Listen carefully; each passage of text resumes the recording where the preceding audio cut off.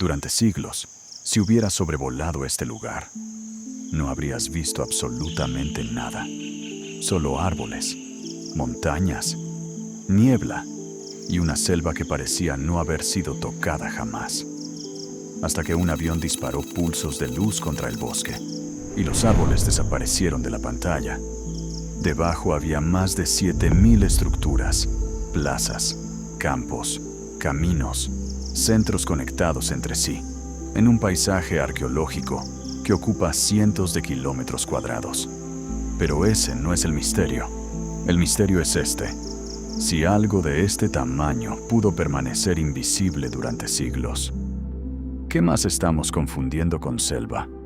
Estamos en el valle del río Upano, en Ecuador, justo donde las estribaciones orientales de los Andes comienzan a descender hacia la Amazonia. Es un paisaje brutal, lluvias abundantes, ríos, pendientes, vegetación que puede cubrir una estructura abandonada hasta hacerla prácticamente irreconocible. Durante mucho tiempo, ambientes como este fueron considerados poco favorables para mantener poblaciones grandes y organizadas. No porque existiera una conspiración arqueológica, sino porque eso era lo que parecía indicar la evidencia disponible, hasta que apareció una tecnología que permitía hacer algo que antes era prácticamente imposible: quitar los árboles, no físicamente, digitalmente. En 2024, el arqueólogo Stephen Rostan y un equipo internacional publicaron en la revista Science un estudio sobre 2.000 años de urbanismo en la Alta Amazonia. Lo que describieron era un sistema denso de asentamientos prehispánicos en el Valle del Upano. Y esa investigación produjo una contradicción difícil de ignorar. Debajo de un paisaje que parecía completamente natural, había geometría. Mucha geometría. Mira primero los caminos. No parecen simples senderos improvisados alrededor de árboles. Son ejes largos, rectos, conectando sectores habitados. Ahora reconstruye mentalmente la escena. El bosque desaparece. Frente a ti aparece una gran avenida de tierra. A ambos lados hay vegetación y al fondo, otro núcleo habitado. Algunas de estas vías tenían dimensiones suficientes para convertirse en elementos monumentales dentro del paisaje. Pero aquí aparece la primera trampa. Cuando pensamos en una civilización antigua compleja, esperamos piedra, columnas, muros, templos. Aquí no. La monumentalidad estaba construida fundamentalmente con tierra, y eso cambia todo, porque una pared de granito puede sobrevivir miles de años. Una construcción de madera no. Un camino abandonado comienza a llenarse de plantas. Una plataforma se cubre de raíces. Una plaza se convierte lentamente en bosque. Pero antes de desaparecer, alguien tuvo que construir todo aquello. Mover tierra, despejar vegetación, levantar plataformas, mantener los caminos, coordinar trabajadores y hacerlo una y otra vez, durante generaciones. Por eso este no es el misterio de una carretera, es el misterio de un sistema. Y aquí viene la pregunta que cambia completamente el problema. Si solo estamos viendo lo que logró sobrevivir en el suelo, ¿cuánto de aquella ciudad desapareció por completo porque estaba construido con madera? Porque ahora tenemos que hablar de las casas. Y ahí el hallazgo se vuelve todavía más extraño. Esto puede parecer una pequeña elevación natural, una colina cubierta por vegetación. Nada que obligue a detenerse, pero quita las plantas, reconstruye la plataforma y coloca sobre ella una vivienda de madera. Ahora repite ese proceso. Una vez, 10 veces, 100 veces, miles de veces. De repente, el paisaje deja de parecer bosque. Empieza a aparecer una comunidad organizada. Plataformas alrededor de espacios abiertos. Caminos conectando diferentes grupos. Áreas de reunión. Zonas productivas. Viviendas. Y personas haciendo cosas completamente normales. Preparando comida. Transportando recipientes. Cultivando. criando niños, reparando casas. Pero las viviendas y la agricultura no estaban necesariamente separadas como en una ciudad moderna. Se mezclaban. Ese es el concepto esencial para entender. Upano. Urbanismo jardín. Una forma de ocupación en la que las zonas habitadas, los cultivos, los espacios abiertos, los caminos y la vegetación forman parte del mismo sistema.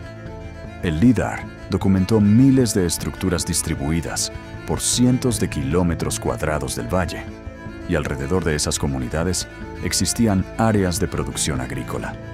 Maíz, frijoles, mandioca, batata, alimentos capaces de mantener asentamientos durante generaciones. Pero había otro enemigo al que cualquier población que viviera aquí tenía que enfrentarse todos los años: el agua. Aquí llueve, mucho, así que no basta con construir una casa. Hay que evitar que se inunde, hay que hacer funcionar los campos, hay que dirigir el agua, hay que conservar los caminos, hay que adaptarse a un paisaje que constantemente intenta modificar lo que construyes. Y eso provoca una paradoja. ¿Y si nunca encontramos esta ciudad antes, porque estábamos buscando el tipo equivocado de ciudad? Quizá el problema no estaba debajo del bosque. Quizá estaba en nuestra definición de urbanismo. Pero construir este sistema fue solo una parte del desafío. Mantenerlo durante siglos debió ser todavía más difícil. Una carretera abandonada en la Amazonia no permanece limpia. La vegetación vuelve. El agua erosiona. Las raíces rompen el terreno. Las lluvias transforman el suelo. Eso significa que construir un camino no es suficiente. Hay que mantenerlo. Ahora imagina estas vías activas hace 2000 años. Personas desplazándose entre comunidades, transportando alimentos, cerámica, materiales, información. Familias viajando de un asentamiento a otro. Grupos reuniéndose en espacios comunes. Tal vez ceremonias. Tal vez intercambios. No conocemos la función exacta de cada una de aquellas vías.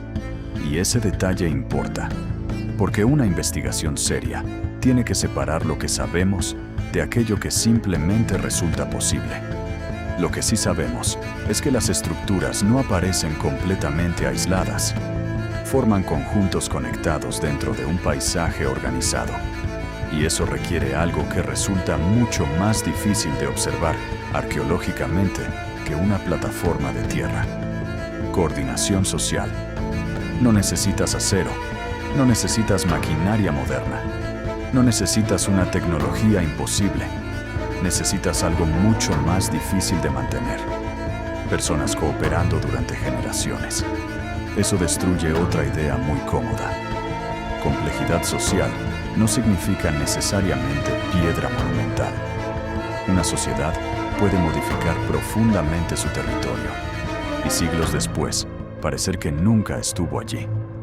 Si te interesan los descubrimientos que obligan a revisar lo que creíamos saber sin convertir cada ruina en una conspiración, suscríbete a Vestigio, porque lo que viene ahora es precisamente donde esta historia deja de ser una ciudad perdida y empieza a convertirse en algo mucho mayor. Porque después de construir todo esto, la gente comenzó a desaparecer. Imagina volver aquí después de varias generaciones. Una vivienda está vacía, después otra. Un campo deja de cultivarse, un camino deja de mantenerse. Décadas después, la vegetación empieza a entrar en los antiguos espacios habitados. Y siglos más tarde, ya no queda ninguna casa. Solo formas extrañas debajo del bosque. Muy cerca se encuentra el Sangay, un volcán activo. Y durante años existió una explicación extremadamente atractiva. Una gran erupción pudo haber puesto fin a la ocupación. Es fácil imaginarlo. El cielo oscureciéndose, ceniza cayendo sobre los cultivos, campos afectados, familias obligadas a marcharse. Y durante un tiempo, esa posibilidad parecía razonable. Pero había un problema. No todos los datos encajaban con una desaparición instantánea. Para entender qué había ocurrido, los investigadores tuvieron que buscar otro tipo de evidencia. No debajo de una plataforma, sino debajo del agua. En el lago Cormorán, cerca del complejo arqueológico, científicos extrajeron varios metros de sedimentos acumulados durante siglos. A primera vista, solo barro. Pero ese barro funcionaba como un archivo. Polen, fitolitos, carbón, restos microscópicos de plantas, señales de incendios, indicios de agricultura. Cada capa pertenecía a un momento distinto, una encima de otra, año tras año, siglo tras siglo. El análisis permitió reconstruir miles de años de cambios ambientales y actividad humana. Y ahí apareció un dato decisivo. La agricultura no parecía terminar de manera instantánea tras una única catástrofe. La explotación del paisaje disminuía, poco a poco, hasta llegar a un abandono aparente alrededor del siglo VI de nuestra era. Eso produce una escena mucho más inquietante que una ciudad destruida por una explosión. No una población huyendo en una sola noche, sino personas marchándose lentamente. Una familia, después otra, después otra. Un campo deja de cultivarse, un sendero deja de limpiarse, una plaza comienza a llenarse de maleza, hasta que mantener aquella infraestructura deja de tener sentido. Y entonces el bosque empieza a recuperar lo que había perdido. La pregunta ahora es mucho más difícil. ¿Qué hace que una sociedad capaz de construir semejante paisaje deje lentamente de utilizarlo? Cambio ambiental, transformaciones sociales, migración, conflicto, problemas agrícolas. Tal vez varias cosas ocurriendo al mismo tiempo. Todavía no existe una respuesta única. Hay dos maneras razonables de interpretar toda esta evidencia. La primera es que estamos viendo casos regionales de urbanismo de baja densidad, comunidades complejas, agrícolas, conectadas, pero separadas por amplios espacios productivos y vegetación. No eran Roma, no eran Tenochtitlan, no eran una única megaciudad compacta, y no necesitan serlo para considerarse sociedades extraordinariamente organizadas. Este modelo explica bastante bien lo que encontramos. Centros habitados, áreas ceremoniales, campos, caminos, canales, bosques manejados, todo integrado. Pero existe una segunda posibilidad, no una teoría de extraterrestres, no una civilización tecnológica desaparecida, nada de eso. Algo mucho más sencillo y quizá mucho más importante. Lo que conocemos todavía podría representar solo una fracción de lo que existió. El LIDAR no ha eliminado digitalmente todos los árboles del Amazonas. Tenemos ventanas, fragmentos, regiones estudiadas y enormes territorios que todavía no conocemos con el mismo detalle.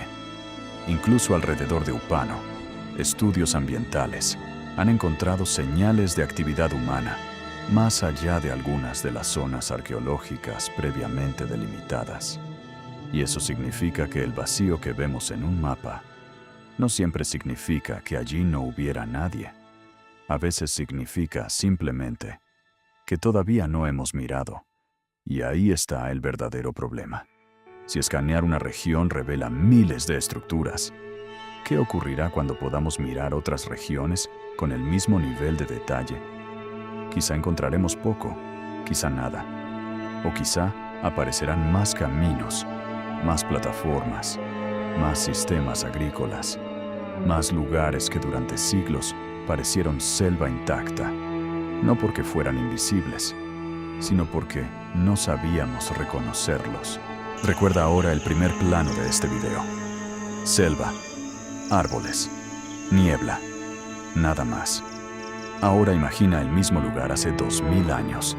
Personas caminando por grandes avenidas de tierra, alimentos circulando, casas ocupadas, humo elevándose desde los hogares, campos cultivados, caminos conectando comunidades, niños creciendo, familias trabajando, generaciones enteras conociendo cada rincón de aquel territorio. Ahora haz desaparecer a las personas. Deja pasar 100 años, después 500, después 1000. Las viviendas de madera se pudren, los cultivos desaparecen, las raíces atraviesan los caminos, los sedimentos llenan los canales, los árboles regresan y al final vuelves exactamente a la imagen con la que empezamos. Una selva aparentemente intacta, pero ahora sabes algo que no sabías al principio. Esa imagen puede engañarte. No porque alguien haya falsificado la historia, no porque exista una organización tratando de esconder una civilización imposible, sino porque el paisaje conserva información que durante siglos no supimos leer. Y quizá esa sea la verdadera ciudad perdida del Amazonas. No una ciudad que alguien escondió, sino una forma completa de habitar la selva, que nuestra idea moderna de lo que debe parecer una ciudad hizo extremadamente difícil reconocer. Ahora quiero saber qué piensas tú. ¿Deberíamos seguir llamando a Upano una ciudad perdida? ¿O estamos ante algo mucho mayor? Un paisaje urbano entero que apenas estamos comenzando a comprender. Déjamelo en los comentarios. Quiero saber cuál de las dos posibilidades te parece más convincente. Y si quieres seguir descubriendo los lugares donde la arqueología está obligándonos a revisar lo que creíamos saber, suscríbete a Vestigio, porque todavía quedan enormes regiones del Amazonas donde el bosque sigue cubriendo el suelo. Y la próxima vez que los árboles desaparezcan de una pantalla, puede aparecer algo que todavía no sabemos que estamos buscando. Nos vemos en el próximo descenso.